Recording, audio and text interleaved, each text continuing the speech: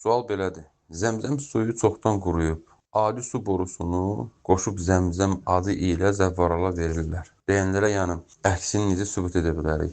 Birincisi, ümumiyyətcə belə iddialarda əsas qayda budur ki, dəlil gətirməyincə onlar batildir. Əsl dəlil gətirməlidir onlar. Kim iddia edirsə ki, Zəmzəm suyu kəsilir və ya başqa su ilə əvəz olunur, o buna səhih dəlil gətirməlidir. Əks halda onun iddiası rədd olunur. Necə ki, Abdüləziz ibn Baz rəhməhullah təala Allah ona rəhm etsin, demişdir: müsəlmanlar arasında şayələrin yaymaq caiz deyil. Əksinə, hər şeyi dəqiqləşdirmək vacibdir. Çünki bu insanları qarşılıqlığa və yaxud fitnəyə sala bilər. Görürsən, insan da deyir, yayır, bəli, avam insanlar və yaxud da əli çatmayan araşdırmağa artıq şübhə düşür onlara. Bu elə belədir. Bu insan da səbəb oldu fitnəyə. Səbəb oldu insanların arasında qarşılıqlığa. Ona görə də ki, Allah qarşısında cavab verəcək. Olmaz belə şeyləri yaymaq. Birincisi, belə bir şey olsa, elə biz alimlər və biz də onlardan nəql edərdik, artıq bunlar danışılardı. Və həmçində Muhammed ibn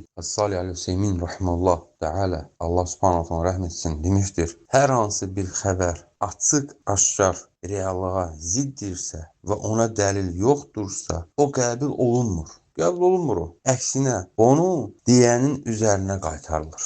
Şimdi biz də onun üzərinə qaytarırıq. Açıq-aşkar budur ki, Zəmzəm suyu qorunur. Zəmzəm suyu var. Sən də ki, onun əksini deyirsən və yaxud da o insanlar. Və bunun əksini deyirsən və həmçində ki, dəlilsiz.